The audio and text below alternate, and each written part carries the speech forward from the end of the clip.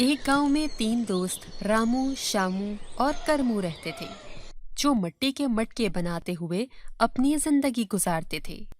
उन तीनों का घर भी पास पास ही था। वो तीनों हमेशा इकट्ठे रहने के बावजूद एक दूसरे से जलते थे। बाहर तो तीनों इकट्ठे ही रहते, लेकिन जब किसी को कोई धोखा देने का मौका मिलता तो ये मौका हाथ से जाने नहीं देते थे। इन तीनों की पत्नियां भी एक दूसरे की अच्छी दोस्तें थीं और तीनों के बच्चे भी आपस में बहुत अच्छे दोस्त थे, जो हमेशा एक दूसरे के साथ ही रहते। एक दिन सब मिलकर रामू के घर बैठे होते हैं। वहां बातों बातों में काफी वक्त गुजर जाता है और टाइम का पता ही नहीं चलता। अरे लाली, जाओ सब के लिए चाय बना लाओ। और रामू, खाने का टाइम हो गया है। आज तो हम सब तुम्हारे यहाँ ही मिलकर खाना खाएंगे। हाँ हाँ, शामू बिल्कुल ठीक बोल रहा है। रामू अपने दोस्तों की बातों से घबराकर अ, बस थोड़ी देर रुको, अभी सब मिलकर चिकन बिरयानी खाते हैं। फिर रामू किचन में जाकर अपनी बीवी को बोलता है। आज ये सब खाना खाने के इरादे से ही हमारे घर आए हैं। बिरयानी में नमक तेज डाल देना, फिर इनको खूब मजा आएगा। लाली के ना चाहते हुए भी उसे अपने पति की बात मानना पड़ी। जब सब खाने को बैठे तो बिरयानी खा ही नहीं पाए। रामू ये सब देखकर मन ही मन में बहुत खुश हुआ। अरे, खाना खिलाने को दिल नहीं था तो साफ साफ मना कर देते।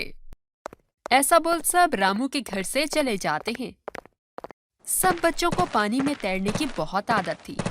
एक दिन वो तालाब में तैर रहे थे कि तभी एक बंदे के शोर की आवाज आती है, जो पानी में डूब रहा होता है। बचाओ, कोई मुझे बचाओ। तीनों बच्चे मिलकर उस आदमी को बचा लेते हैं। बच्चों, मेरी जान बचाने का बहुत शुक्रिया। मैं आपकी इस मदद को कभी नहीं भूलूंगा। मेरी तरफ से ये तुम लोगों का छोटा सा तोहफा। आदमी के हाथ हिलाते ही उनके सामने तीन मटके आ जाते हैं। ये मटके के घर तुम तीनों के लिए हैं। ले जाओ इन्हें अपने साथ। ऐसा बोलकर वो आदमी वहां से चला जाता है।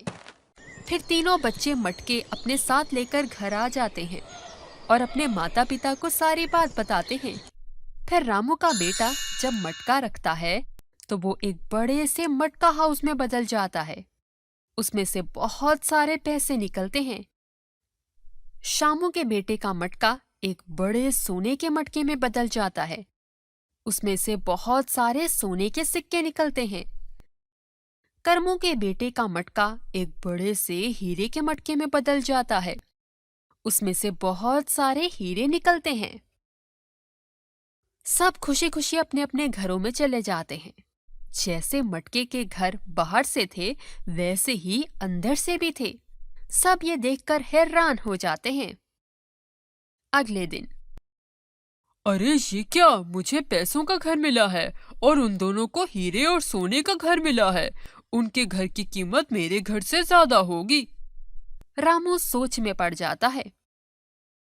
मुझे सोने का घर मिला है, मुझसे तो अच्छा करमू ही है जिसे हीरे का घर मिला है। मेरा हीरे का घर है। मेरा घर सबसे कीमती है, लेकिन इस गांव में सिर्फ मैं ही अमीर हूँगा। मुझसे उन दोनों की खुशी नहीं देखी जा रही। मुझे कुछ करना होगा। और चुपके से एक दूसरे के घर तोड़ने लग गए। इस तरह सब एक दूसरे के घर तोड़ डालते हैं। शोर की आवाज सुनकर सबकी पत्नियां और बच्चे भागते हुए आए। रामू की बीवी बोलती है, अरे आप लोगों ने ये क्या कर दिया? एक दूसरे से हसद करते हुए आप सबने तो अपना भी कुछ नहीं छोड़ा। शामू की बीवी बोली, हाँ, लाली बिल्कुल ठीक बोल रही है। आपने एक दूसरे के घरों को बर्बाद करना चाहा और अपना भी घर खो बैठे।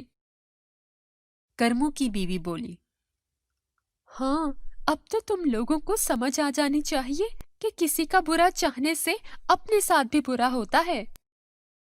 तीनों को अपनी की हुई गलती पर बहुत शर्मिंदगी होती है और उस दिन से तीनों एक अच्छे दोस्त की तरह रहने लग गए। हेलो दोस्तों, आपको हमारी ये कहानी कैसी लगी? हमें कमेंट करके जरूर बताएं। शुक्रिया।